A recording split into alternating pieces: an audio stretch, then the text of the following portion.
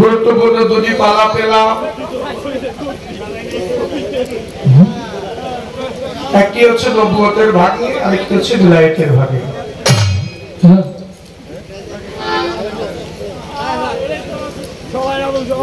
আমার প্রতিপক্ষ যিনি চোখ দর্শকটা তাকে দিচ্ছেন বেলায়েতের ভাগ, আমি তো মিরাজ দেওয়ারকে দিয়েছেন নবুয়তের ভাগ। নবুয়ত সম্পর্কে আলোচনা করতে গিয়ে নবীর পক্ষে নবীর জীবনী বা নবীর যেই রূপক নবী দর্শন, যেটা মানুষ জগতের মধ্যে যাহা অনেকেই কিছু বুঝে না, নবী সম্পর্কে, নবীর সাহাবাদের সম্পর্কে অনেক অনেক কিছু বুঝে না, সেখান হতে কিছু আলোচনা করবো হাদিস কোরআন থেকে। আর বেলায়েতের যুগে যিনি পীর ওলি গাউস কুতুব, পীর মুর্শিদ, তার বিষয়ে আলোচনা করবে চন্দ্রাসন। তো সেদিকে লক্ষ্য করে পালায় যাওয়ার আগে সবার কাছে বলি, এই পালাগান যারা করে শিল্পী যারা, তারা কিন্তু দুইটা গান করে বসে যায় না, দুটি কথাও বলে। শুধু গান করেই মজা হয় না, ভাব হয় না, যদি তার মধ্যে কিছু রহস্য মূলক আলোচনা, কিছু ঘটনমূলক আলোচনা কিছু না করা হয়। সেদিকে লক্ষ্য করে পালায় চলে যাওয়ার আগে ক্ষমা চেয়ে আপনাদের কাছে, গানের মাঝখান দিয়ে কেউ উঠা বসা করবে। আমরা যখন গানে এক শিল্পী যখন গানে ছেড়ে বসি, আরেকজন শিল্পী দাঁড়ায়, তখন 2 হতে 4 মিনিট বা 5 মিনিট সময় আপনাদেরকে দেওয়া হয়। ওই সময় যদি কারো বাহিরে যাওয়ার ইচ্ছে হয় বা প্রয়োজন হয়, আপনারা দয়া করে যাবেন, কিন্তু গানের মাঝখান দিয়ে যদি উঠা বসা করেন, শিল্পীর মনের গতিটা ভালো থাকে না। যার জন্য অনুরোধ করে বলবো যে গানের সময় আপনারা উঠা বসা করবেন না, গানের শেষে যাবেন, বাড়িতে কাজকর্ম আছে সবার, সবাই তো আর থাকতে পারে না, কেউ যারা রাত্র জেগে দিনের বেলা কাজ করতে পারবে না, যার জন্য সারাত্র জাগতে পারবে না, যার জন্য যারা চলে যাবেন, যাওয়ার সময় আছে যাবেন, নিষেধ নাই, কিন্তু গানের মাঝখান দিয়ে দয়া করে যাবেন না। আপনাদের পায়ে হাত রেখে বললাম, ভুল ত্রুটি হলে আমি আগে ক্ষমা চেয়ে নিলাম, আমি পালায় চলে গেলাম, ভুল ত্রুটি হলে ক্ষমা চাই, দোয়া চাই, দোয়া চাই। ধন্যবাদ সকলকে।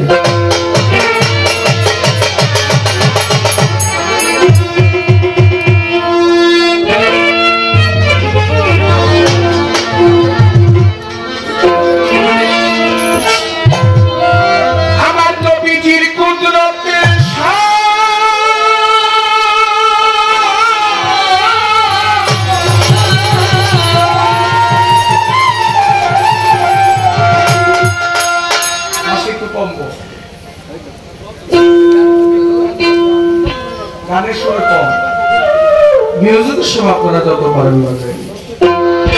ওই আমার নবীজির কুদরতের শান, বাগান গো যদি কাগজ হয় 7 আসমান, লেখা শেষ হবে না তার নামেরই ব্যাখ্যা। ইসমে আহমদ হুজুর পরানো সখা গো, ইসমে আহমদ হুজুর পরানো সখা। আল্লাহ বলেছেন কুনতু কানজান মুকফিয়ান ফাআবাতু আল-কুরাফা ফাকালা কুতু খালাদা। আল্লাহ বলছেন ছিলাম আমি গুপ্তধনে, জানি গোপন, আমার মধ্যে সৃষ্টি হলো, আমার মধ্যে ইশক হলো, তাই সৃষ্টি করলাম মুহাম্মদী নূর। লাউলা মা খালাকতুল আফলাক, আমি মুহাম্মদী নূর হতে সৃষ্টি করলাম সারা মুক্তকা। আমার রাসূল বলছেন আওয়ালু মা খালাকাল্লাহু বিন নূরি, সর্বপ্রথম আল্লাহর নবী নূর আল্লাহ সৃষ্টি করেছেন। সেই নবীর প্রশংসা, সেই নবীর গুণগান আমি কেন, জগতের সবাই সারা জনম যদি এই পৃথিবীর যত বৃক্ষ আছে তাহা দিয়া যদি কলম বানানো হয়, আর এই সমস্ত সমুদ্রের জল দিয়ে নদী নালা খাল বিল যত জল আছে সকল জল দিয়ে যদি কালি বানানো হয় তারপর আমার নবীর নামের প্রশংসা লিখে শেষ করা যাবে। আহমদ হুজুর কোরআন সখারু ইসমি আহমদ হুজুর কোরআন সখা রায়া আমার হুজুরের রূপের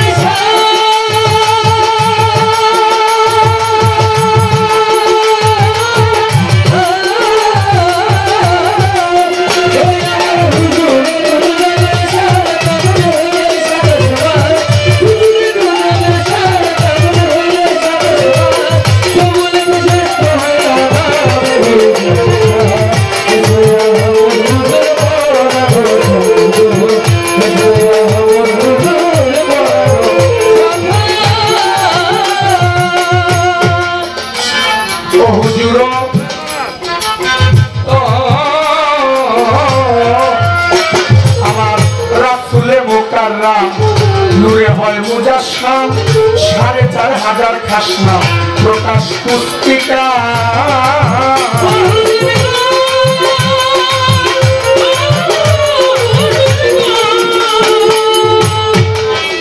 আমার রাসূলে মুকাররম নূরে হয় মুজাসসাম ৪,৫০০ খাসনা প্রকাশ পুস্তিকা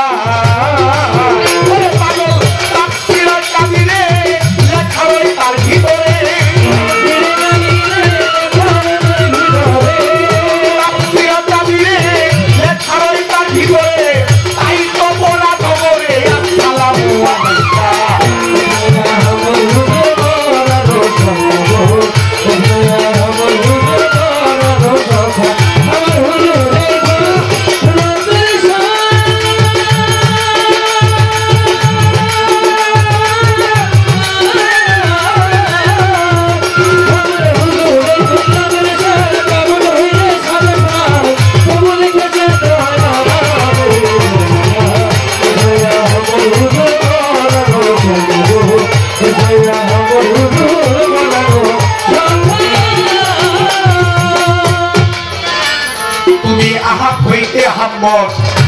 ছবিনে মোহাম্মদ সকল ধর্মের হাকিকত তোমার তরিকা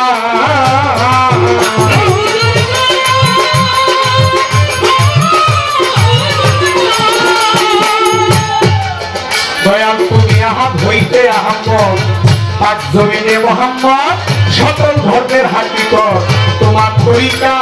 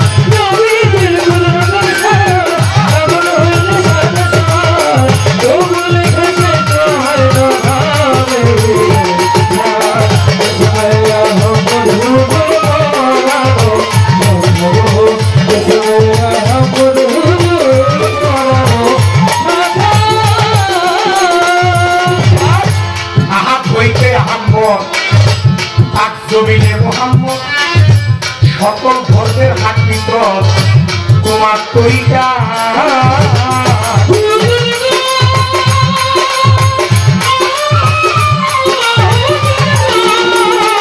নবী আমার আহাদ হইতে আহম্মদ পাক জমিনে মোহাম্মদ সকল ধর্মের হাকিকত তোমার তরিকা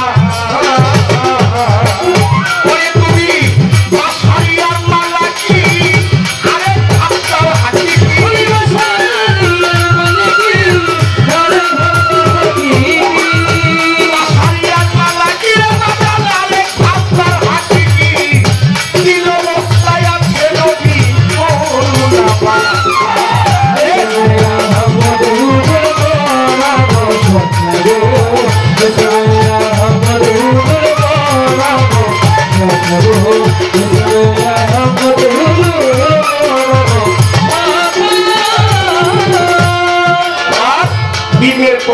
উঠাইয়া তোমারে দেখলাম চাইয়া তুমি খুদে খোদারব রহমান সব তুমি একা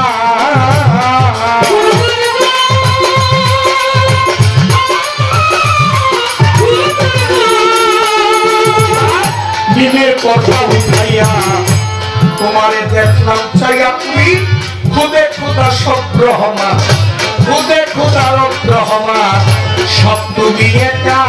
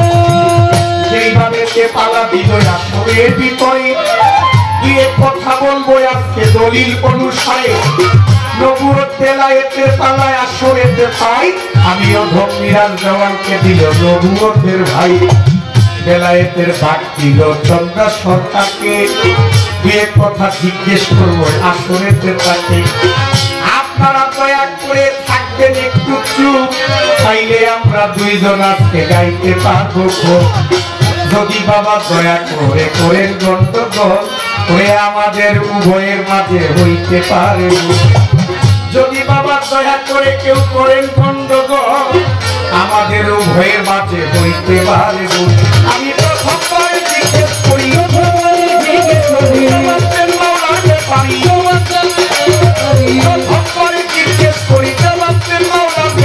জবাব দিবেন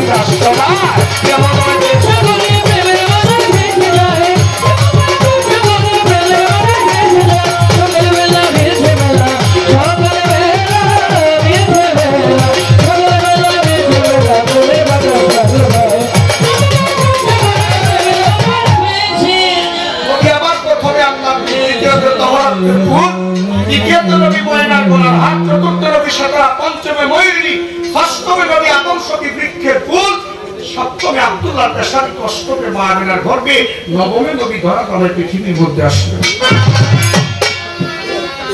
সমস্ত রূপে তার নবীর গুণে সমস্ত কিছু সৃষ্টি শুধু তাই না আল্লাহ পাক পবিত্র কোরআন শরীফের মধ্যে সূরা আম্বিয়া তার 107 নম্বর আয়াতের মধ্যে প্রমাণ করেছে যে সমস্ত সৃষ্টি রহমত স্বরূপ আমার নবী মুহাম্মদ রাসূলুল্লাহ সাল্লাল্লাহু আলাইহি ওয়াসাল্লাম আল্লাহ নিজে প্রেরণ করেছে সে নবী নবীর গুণগান নবীর প্রশংসা আমার দয়াল নবী আহাব হইতে আহাব্বত তাজনবীকে মোহাম্মদ সকল ধর্মের হাকিকত আহাব তরিকায় নবী বাসাইয়া মালাকি আরেক ভাবতার হাকিকি তিন অবস্থায় আছে নবী করুণা পাকা ইসমি আহমদ হুজুর পড়ানো সব নবী একদিন মদিনার প্রান্তরে বসা জিবরাইল এসে নবীকে জিজ্ঞেস করে ইয়া রাসূলুল্লাহ আমি আপনারে জানাই আমি পৃথিবীতে যতবার এসেছি যত নবী রাসূলদের কাছে এসেছি সবারই একটা হাকিকত দেখেছি কিন্তু আপনার হাকিকতি রূপ তো দেখি নাই আমি পৃথিবীতে সবাইকে দেখেছি সবার হাকিকত সম্পর্কে জেনেছি দয়াল নবী আমি আপনারে জানাই নবী আমি আপনার যে হাকিকতি রূপটাই আমি দেখিতে পাই নাই আপনি দয়া করে কি সেই রূপ আমায় দিবেন গো দেখাইয়া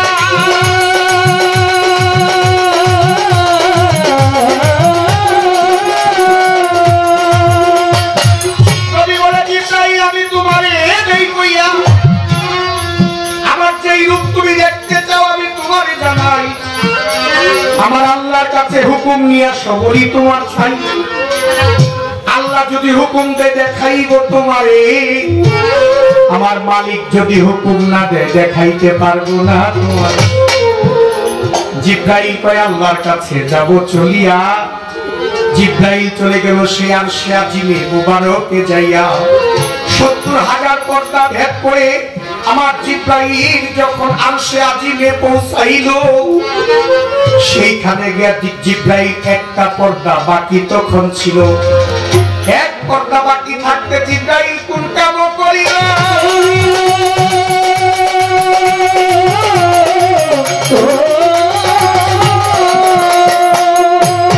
আমার আল্লাহ রাব্বুল আলামিনের কাছে প্রার্থনা দিল আমার আল্লাহর কাছে জিবরাইল প্রার্থনা দিল মালিক তুমি সর্বশক্তিমান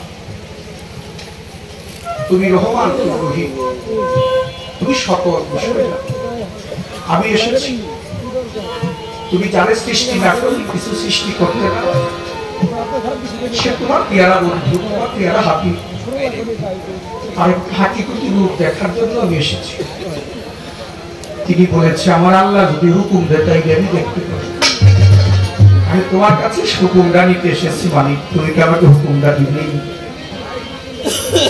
ভিতর থেকে কে যেন বলতেছে শব্দ করে আমি তোমাকে হুকুম দিলাম দিয়া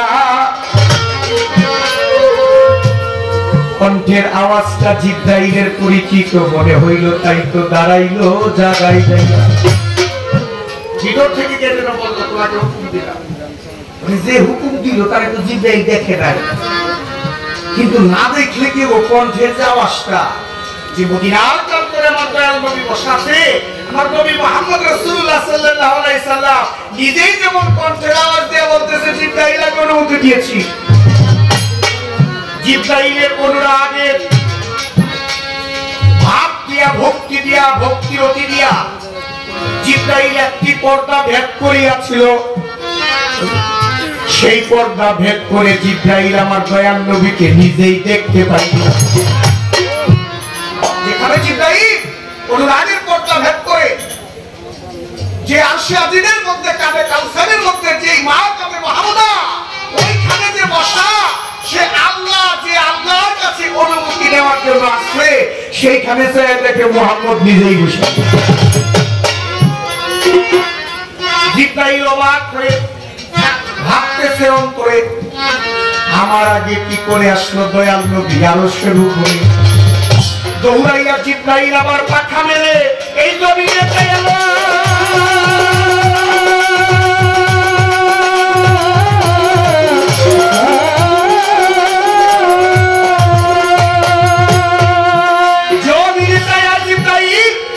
আমার নবীকে ওইখানেই বসা দেখতে পাইল যেইখানে নবী বসা ছিল মাথার পাগড়ি মুবারক জমিনেতে রেখে সেইখানেই দয়াল নবী বসা আছে জিবরাইল দেখতে পাইল তাকে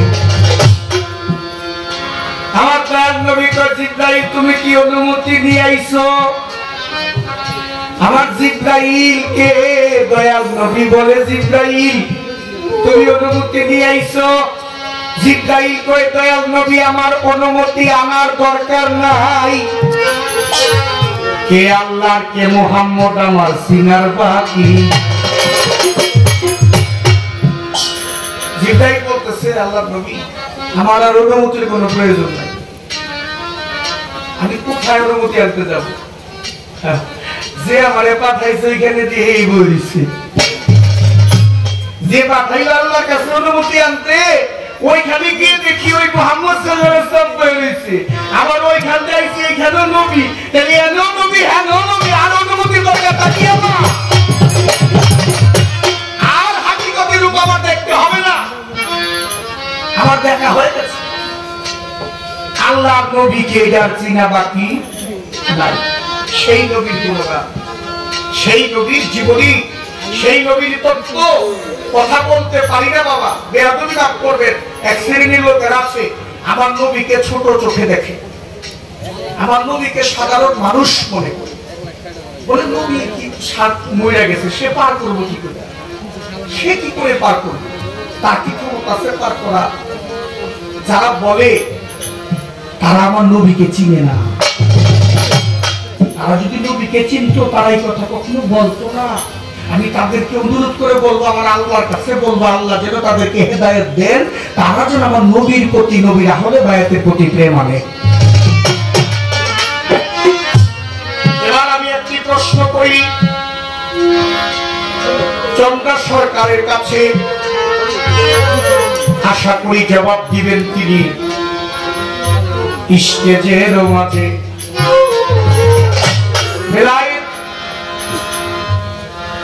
বেলায়েতের বিষয় নিয়ে যত বিরোধী গাউসকুত ধরাধামে এসেছে, যারা বেলায়েতের জগতের গুরু বাবা তারা খুব শক্তিশালী। আল্লাহ পাক কোরআন শরীফের মধ্যে বলেছে, বিসমিল্লাহির রহমানির রহিম, আলা ইন্না আউলিয়া আল্লাহি লা খাউফুন আলাইহিম ওয়া লা হুম ইয়াহজানুন। আল্লাহ বলছে যে আমার ওলিদের কোনো ভয় নাই, আমার ওলিরা কোনো চিন্তিত না, আমার ওলিরা কোনো পেরেশানি না। এই বেলায়েতের জগতের ওলি যারা তাদেরকে গুরু বলে, তাদেরকে গোসাই বলে, তাদেরকে মুর্শিদ বলে, বাবা কোরআন শরীফের মধ্যে মুর্শিদ শব্দ আছে, অনেকে বলে মুর্শিদ শব্দ নাই।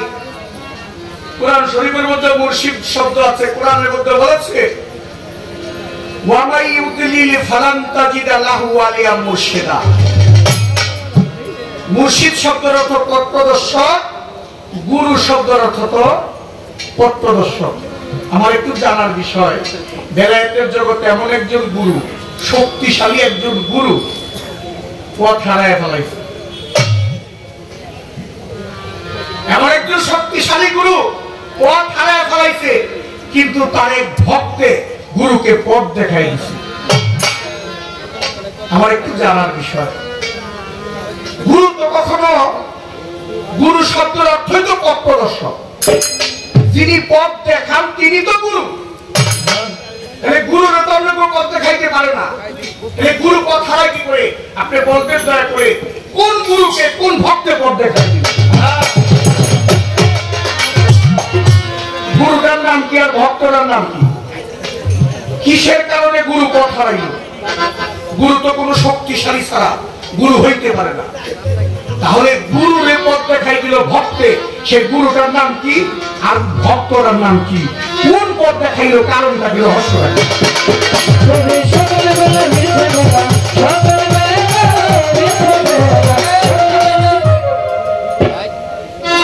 এখানে যত ভক্তবৃন্দ আছে, গুরু ভক্তবৃন্দ অনেক আছে না বাবা? আবু ভক্তবৃন্দ আছে না? আমাদের তার আশেখান আছে না? তাহলে সবারই তো দরকার নাকি?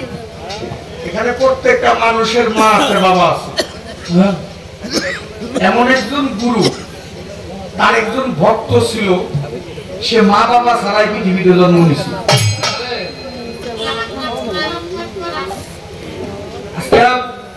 আমি জিজ্ঞাসা করতাম না, চন্দা সরকারকে দেখে জিজ্ঞেস করতেছি। মা বাবা ছাড়া যে ভক্তটা জন্ম নিছে ওই ভক্তটার নাম কে, গুরুটার নাম কি?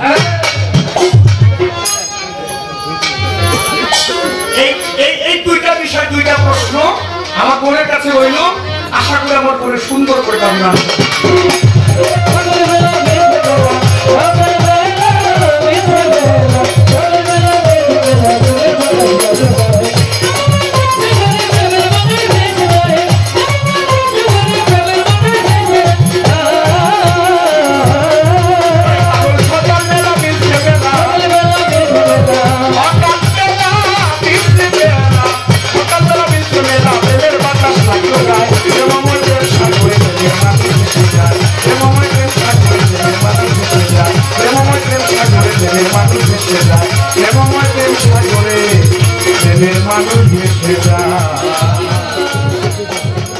খুব সুন্দর দুটি পালা আজকে নির্ধারিত করে দেওয়া হয়েছে।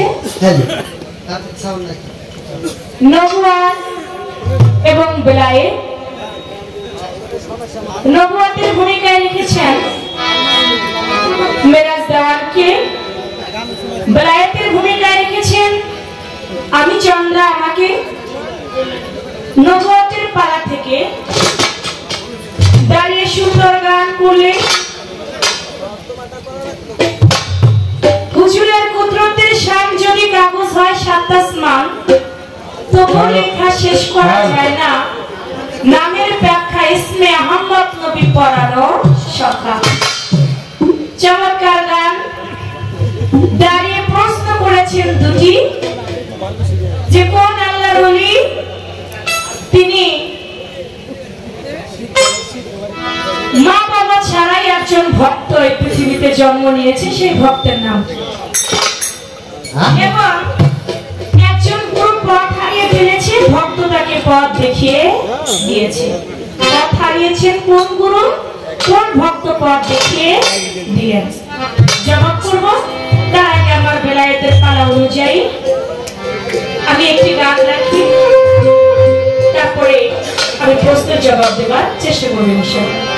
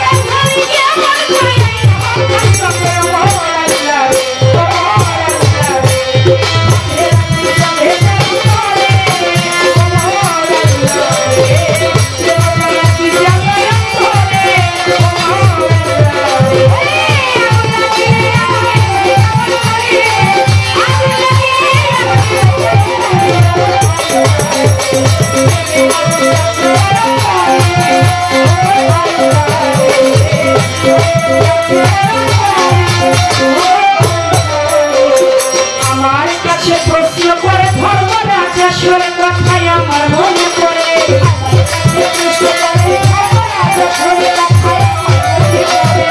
আমার কাছে জিজ্ঞাসা করে ধর্মরাজ আসলে কথা আমার মনে পড়ে।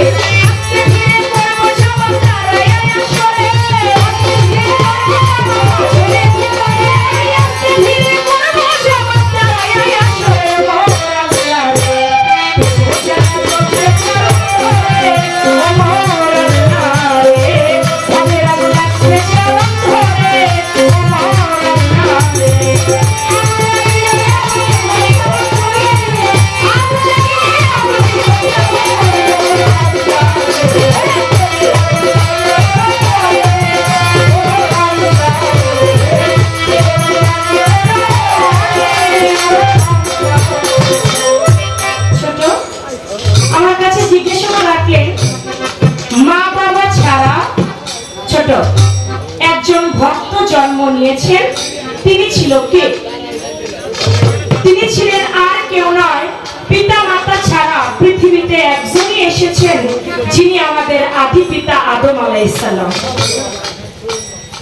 শীষ নবী জন্ম নিয়েছে, সেখানেও বাবার বীজ ছিল, সেখানেও মায়ের রোজ ছিল, রোজে বীজে মিলেই কিন্তু শীষ নবীর জন্ম হয়েছে। তাহলে শীষ নবীও কিন্তু বাবা মা ছাড়া না। ঈসা নবী তিনি কিন্তু তার বাবা ছিল না, মা মরিয়মের গর্ভে কিন্তু তিনি জন্ম নিয়েছেন, কিন্তু তার কিন্তু মা ছিল। কিন্তু আদম আলাইহিস সালাম তার কোনো বাবাও ছিল না, তার কোনো মাও ছিল না। তিনি আল্লাহ পাক তাকে নিঃসুরতে কুদরতে আল্লাহ পাক আদম আলাইহিস সালামকে সৃষ্টি করেছেন। তাহলে আদম আলাইহিস সালাম হলেন ভক্ত, আমার আল্লাহ হলেন গুরু। আরেকটি কথা আমার কাছে রেখেছেন, এমন একজন গুরু তিনি পথ ভুলে গেলেন, সেই পথটা আবার ভক্ত দেখিয়ে দিলেন। তিনি কি পথ ভুলে গিয়েছিলেন?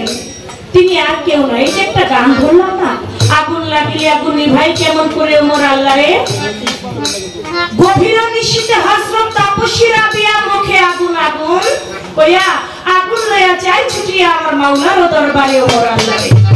তিনি আর কেউ নয়, তিনি ছিলেন ভক্ত, ছিলেন তাপসী শিরোমণি রাবিয়া বসরি, গুরু ছিলেন হাসান বসরি রহমাতুল্লাহ আলাইহি। একদিন হাসান বসরি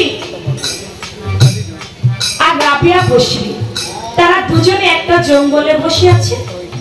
তো জঙ্গলের মধ্যে পাখি গাছের আগায় বসা, কিন্তু যখন রাবিয়া বসরি বসছে, রাবিয়া বসরির মাথার উপর পাখি বসে, হাতের উপর পাখি বসে, কিন্তু যখন হাসান বসরি ওখানে আসে তখন পাখিগুলো ছুটে উড়ে চলে যায়। যখন চলে যায় রাবিয়াকে প্রশ্ন করে, রাবিয়া তুমি যখন এখানে বসো পাখির সঙ্গে মনে হয় তোমার সঙ্গে বন্ধুত্বের মতো সম্পর্ক, পাখির ভাষা তুমি বুঝো, তোমার ভাষা পাখি বুঝে, কত সুন্দর বন্ধুত্ব সম্পর্ক, কিন্তু আমি যখন আসি আমাকে দেখে পাখি এত ভয় পায় কেন? তখন বলে, দয়াল হাসান বসরি, আপনি যে পাখিকে হরণ করেন এর জন্য পাখি আপনাকে ভয় পায়, আপনি পাখি শিকার করেন এর জন্য পাখি আপনাকে ভয় পায়, আপনি পাখির গোশত খাওয়া যেদিন থেকে বন্ধ করবেন সেদিন থেকে পাখিও আপনার কাছে আসবে। তখন কি করলো? পাখির সেদিন থেকে হাসান বসরি আর একটাও পাখি শিকার করলো না, আর পাখির গোশত তিনি খাইলো না। এই পথটা কে দেখাইলো? রাবিয়া বসরি নিজেই পথটা দেখাইলো যে পাখির গোশত খাইলে পাখি ভয় পায়, পাখি কখনো আপনার কাছে আর আসবে না। এটা আধ্যাত্মিক একটা বিষয়, শুধু তাই না, সেখানে আরো বড় ঘটনা আমি ছোট করে বললাম। রাবিয়া বসরিকে বলেছিল, হাসান বসরি, রাবিয়া তোমার কত বয়স হয়ে গেল, তুমি বিয়ে করবে না? বলে, বিয়ে করে কি হবে? বলে, না তারপরও আল্লাহর হুকুম, তুমি কি বিয়ে করবে না? বলে, না আমার বিয়ে করবার ইচ্ছা নাই। বলে, আমি হাসান বসরি যদি তোমাকে বিয়ে করি? বলে আপনি আমার গুরু, আপনি আমাকে বিয়ে করবেন, এটা কেমন হয়? ঠিক আছে, আগে যদি আপনি আমার একটা প্রশ্নের উত্তর দিতে পারেন তাহলে আপনার সঙ্গে আমি বিয়ে করব। বলে কি প্রশ্ন? বলে আপনি নারী নাকি পুরুষ? কয় তুমি এটা কেমন কথা বললে? আমি নারী নাকি পুরুষ এটা তুমি বুঝো না? বলে বুঝি, তারপর আমার প্রশ্ন আপনি নারী নাকি পুরুষ? আবার যখন প্রশ্নটা করছে হাসান বশিরের মাথার মধ্যে গিয়ে লাগছে এটা কোনো সহজ জবাব হইতে পারে? হাসান বশির বলে আমি তোমাকে 1 সপ্তাহ পরে জবাব দেব। চলে গেছে হাসান বশির। 1 সপ্তাহের মধ্যে হাসান বশির ধরাধামের মায়া ত্যাগ করে আপন দেশে চলে গেছে। তাকে নিয়ে কবরের মধ্যে রাখবে, সমস্ত মানুষ জানাজা পড়ে কবরের মধ্যে রাখবে। এদিকে রাবিয়া বশির ছুটে গিয়েছে, তোমরা হাসান বশিরকে কবর দাও। কেন দাও? তার কাছে তো আমার একটা প্রশ্ন আছে, আমার প্রশ্নের জবাব না দিয়ে সে তো চলে যেতে পারে না, তাকে কবর দিতে পারবে না। আগে আমার প্রশ্নের জবাব দিবে, তারপরে তাকে কবরে রাখবে, তার আগে রাখবে না। আর তিনি তো বাসি ছোট বলে তিনি তো মারা গিয়েছেন। বলে না, কিসের তিনি মারা গিয়েছে? আমার প্রশ্নের জবাব তাকে দিতেই হবে। বলো হাসান বশরি, তোমার কাছে না আমার প্রশ্ন ছিল তুমি নারী নাকি পুরুষ, তুমি না আমাকে বিয়ে করবে বলেছিলে, কই তুমি আমার জবাব না দিয়ে তুমি কেন চলে গেলে? চলে যেতে পারো না, তোমাকে ততক্ষণ মাটির মঞ্জিল দিতে দেব না যতক্ষণ আমার প্রশ্নের জবাব না দিবে। কবরে থেকে হাসান বশরি রাবিয়া বশরিকে বলে, রাবিয়া দুনিয়ার মধ্যে যতদিন ছিলাম ততদিন নিজেকে অনেক পুরুষ পুরুষ একটা পুরুষত্ব ভেবেছিলাম, কিন্তু আমি যখন কবরে আসলাম তখন আমার মনে হলো আমার থেকে নারী বোধহয় পৃথিবীতে আর হতে পারে না। যতই বড়াই বুজুর্গি করি না কেন, দুনিয়ার বুকে যতই পুরুষত্ব দেখাই না কেন, আসলে আমি পুরুষ না রাবিয়া, আমিও নারী। বলে তুমিও নারী আমিও নারী, তাহলে তুমি বিয়ে করবে কি করে? বলে না রাবিয়া, আমার ভুল হয়েছে, তুমি আমাকে পথটা দেখাইলে। আসলে গুরু ভক্ত কখনো বিয়ে করতে পারে না।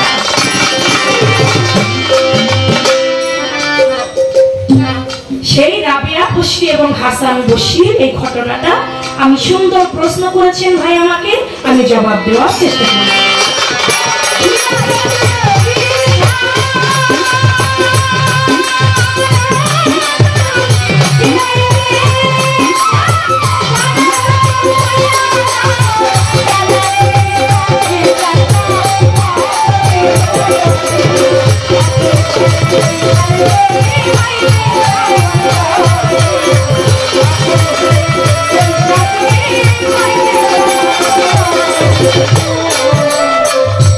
আমার আল্লাহ রহমত নিয়ামত শহীদ শুদ্ধ ইবাদত করে আমার পুত্র পাখি বলি তোমারে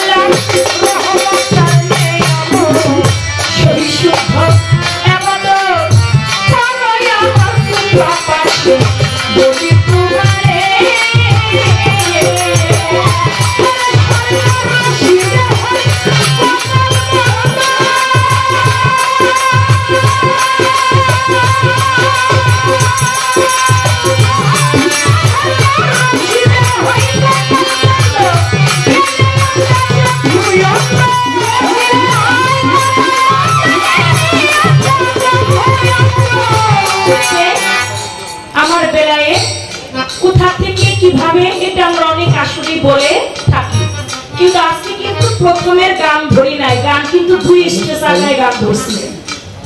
প্রথমের গান না, গানটা একটু উঠে গিয়ে রাখলাম, কারণ আমরা সবাই এই বেলায়েত নবুয়ত পালা এখন বর্তমানে 2টা পালা বেশি হয়, একটা নবুয়ত বেলায়েত পালা আর একটা গুরু শিষ্য বা গুরু ভক্তের পালা। এই 2টি পালা সব থেকে বেশি হয়ে থাকে। আপনারাও এই নবুয়ত বেলায়েত পালা গান শুনতে শুনতে আপনারা নিজেরাও পালা হয়ে গেছেন। আমরা কি বলবো বলার আগে আপনাদের মুখস্থ আছে যে চন্দ্র সরকার এটা বলতে পারে। মিরাজ দেওয়ান একটা কথা বলে আপনারা পুরো কথাটাই বলতে পারবেন। মিরাজ দেওয়ান এই কথাটা বলতে চাচ্ছে, আমার বেলায়েত আমার আল্লাহ হতে, দয়াল নবী হুজুর পাক সাল্লাল্লাহু আলাইহি সাল্লাম আমার দয়াল নবী হতে হযরত আলী করিমুল্লাহ ওজহকে 18 জিলহজ গাদিরা খুম নামক স্থানে থেকে মাওলা ইয়াদ দান করেছে। আজ থেকে আমি যার মাওলা আমার আলীও তার মাওলা। আমি যদি জ্ঞানের শহর হই আমার আলী হয় তার দরজা। কেউ যদি আমাকে প্রবেশ করতে চায় সে যেন আমার আলীর দরজা দিয়ে আমাকে প্রবেশ করে।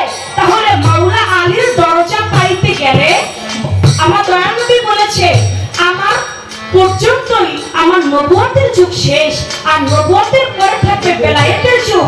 বেলায়েতের যুগে থাকবে পীর কামেল ওলি আউলিয়া, যারা অলির হাতে হাত রাখবে তারা আমার হযরত আলীর হাত পাবে, আর যারা হযরত আলীর হাত পাইলো তারা নবীর হাত পাইলো, আর যারা রাসূলের হাত পাইলো তারা আমার আল্লাহর হাত। এ পর্যন্ত আমি বলা করে রাখলাম। এবার আমার ভাইয়ের কাছে প্রশ্ন। তিনি একটা কথা বললেন, আমরা সবাই লক্ষ্য করে কথাটি শুনেছি। হাকিকতি রূপ জিবরাইল আলাইহিস সালাম আমার দয়াল নবীর দেখলো, 69 পর্দা ভেদ করলেন, তাতে কথা বললেন। সেখানে আমার দয়াল নবীর কণ্ঠস্বর সেখানেও পাইলেন, ওইখানেও দয়াল নবী, দুনিয়ার মধ্যেও দয়াল নবী। তাহলে ওইখানেও নবী, এইখানেও তিনি নবী। আচ্ছা, আমার এখানে একটু পেশ লাগছে ভাই। দয়াল নবী যদি সৃষ্টির জিবরাইল কথা বলতে গেল আল্লাহর সাথে, কথা শুনে আসলো দয়াল নবী, তার মানে ওখানে আল্লাহ নাই, ওখানে নবী আল্লাহ। তাহলে নবীর সঙ্গে কথা বলেছে। দুনিয়ার বুকেও সে, ওইখানেও সে, এখানেও সে। আপনার কাছে আমার জানবার থাকবে 40 বছর বয়স যখন আমার দয়াল নবী হইল, তিনি পবিত্র কুরআন নাজিল হইল আমার দয়াল নবীর উপর। হীরা পর্বত গুহার মধ্যে তিনি 15 বছর পর্যন্ত ধ্যান সাধনা করলেন, যেটাকে বলা হয় বেলায়েতের সাধনা। ওই বেলায়েতের সাধনা করে আল্লাহ পাক খুশি হইলেন, খুশি হয়ে দয়াল নবীর উপর আল কুরআন নাজিল করলেন। সুবহানাল্লাহ। দয়াল নবীর উপর আল কুরআন নাজিল করলেন। জিবরাইল এসে হীরা পর্বতের পাহাড়ে আমার দয়াল নবীকে বললেন, হে রাসূল আপনি পড়ুন। তখন পড়তে বলে সূরা আলাকের 5টি আয়াত নিয়ে আসলেন। ইকরা বিসমি রাব্বিকাল্লাযী খালাক, খালাকাল ইনসানা মিন আলাক। পড়তে বলে আমার রাসূল বলে আমি উম্মি, আমি পড়তে জানি না। আমার দয়াল নবী বলল আমি উম্মি, আমি পড়তে জানি না। তখন জিবরাইল কি করলো? সিনার মধ্যে চাপ দিল। চাপ দেওয়ার সঙ্গে সঙ্গে আমার দয়াল নবীকে সেদিন ওই আয়াতগুলা শিক্ষা দিল। আচ্ছা, আমার দয়াল নবী পড়তে পারে না, যেই নবী না হইলে দুনিয়ায় কোনো কিছু হইতো না, যে না হইলে কুরআন নাজিল হইতো না। সৃষ্টির মূলে যে দুনিয়াতেও সে, আল্লাহ দেখতে চাই জিবরাইল ওইখানে গিয়ে দয়াল নবীরই দেখে, আবার দুনিয়ার বুকে তাকিয়ে দেখে। তাহলে এত কিছু যদি সে হয়, সে পড়তে পারে না, এই কথাটি কতটা সত্যি? সে যে বললো আমি লেখাপড়া জানি না, আমি পড়তে পারি না, আসলে এই কথাটা কতটুকু সত্যি? আসলে কি তিনি পড়তে জানেন না? যিনি না হইলে কিছু হইতো না, যার জন্য দুনিয়া পেয়েছি সে পড়তে পারে না, এই বিষয়টা আপনি কি আমার দয়াল নবী কি আসলে নিরক্ষর ছিল? কি ছিল না? এটা আপনার কাছ থেকে হাকি করতে জেনে নেব। এটা আপনার কথা থেকে কথা রইল আমার। এবার আসলে একটা প্রশ্ন। আমরা সবাই জানি আমার দয়াল নবী উহুদের যুদ্ধে মায়ের খেয়ে দন্ত মোবারক শহীদ হয়েছে, জানি না? আমরা জানি, অনেকেই জানি। আবার আপনার কাছে প্রশ্ন থাকবে, একজন লোককে বলে আমার দয়াল নবী উহুদের যুদ্ধে তিনি শহীদ হয়ে গেছে, তোমরা কার জন্য যুদ্ধ করবা? যার জন্য যুদ্ধ করতে আসছো সেই তো নাই, তোমরা যুদ্ধ করবা কার জন্য? যুদ্ধ করার দরকার নেই, তোমরা যার যার মতো বাড়ি চলে যাও। অনেক লোক পিছু হেঁটে চলে যাচ্ছে। আর একজন লোক এসে বলে তোমরা আর এক কদম যাইবা না, আমার দয়াল নবী মারা যায় না, তোমরা যুদ্ধ শুরু করো। আবার তারা যুদ্ধ শুরু করলো। আপনি বলবেন আমার দয়াল নবীর মতো চেহারা ছিল একজন ব্যক্তির, ওই ব্যক্তিটা উহুদের যুদ্ধে মারা গিয়েছিল। আপনি বলবেন আমার হুজুরের মতো চেহারা ছিল কার? তার নাম ছিল কি? তিনি ওই যুদ্ধে মারা গেলেন। একজন ব্যক্তি বলল আমার দয়াল নবী মারা গেছে, যে বলল মারা গেছে তিনি ছিল কে? তার নাম ছিল কি? আরেকজন বলল আমার হুজুর মারা যায় নাই, তিনি ছিল কে? যে বলল আমার রাসূল মারা যায় না, তিনি ছিল কে? এই বিষয়টা কি ছিল?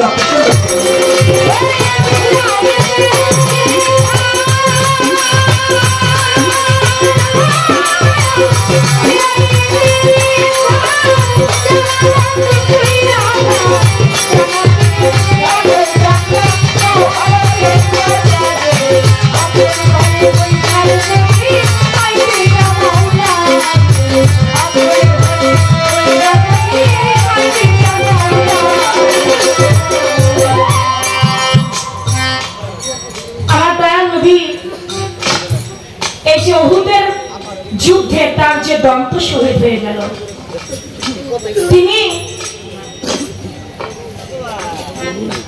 অনেকেই আমার হুজুর পাক সাল্লাল্লাহু আলাইহি সাল্লাম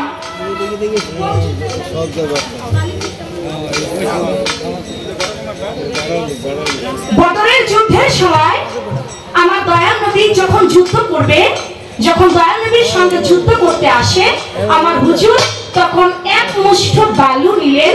বালু নিয়ে কাফির বেদিনদের চোখে মুখে ফিকে মারলেন, তারা কিছুই দেখতে পাইল না। সেই যুদ্ধে আমার দয়াল নবী জয়লাভ করলেন। আচ্ছা, এখানে একটা পয়েন্ট আমার থেকে যায়, তাহলে হুজুর পাক সাল্লাল্লাহু আলাইহি সাল্লাম উহুদের যুদ্ধের সময় তিনি তো পারত এক মুষ্ঠ বালি হাতের মধ্যে নিয়ে ফুঁক দিয়ে কাফির বেদিনদের চোখে মুখে মারতে, তাহলে তো আর নবীর দন্ত শহীদ হইতো না। তিনি বদরের যুদ্ধের সময় মারলেন, ওই সময় মারলেন না কেন? কেন তার উহুদের যুদ্ধে তিনি মার খাইলেন? কেন তার দন্ত মোবারক শহীদ হইলেন? কিছু হাকিকতি বিষয় আজকে আপনি সুন্দরভাবে তুলে ধরবেন। এই দুইটা কথা আপনার